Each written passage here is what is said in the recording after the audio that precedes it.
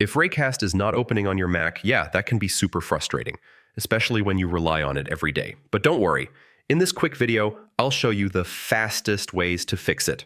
All right, first, force quit Raycast and relaunch it. Sometimes it's running in the background but not showing up.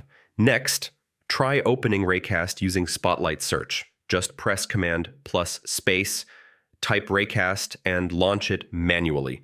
Now, go to your system settings and check login items. Make sure Raycast is enabled to start at login. Also check permissions. Raycast needs accessibility access to work properly, so make sure it's enabled. If it's still not opening, just restart your Mac. Yeah, this fixes a lot of temporary issues.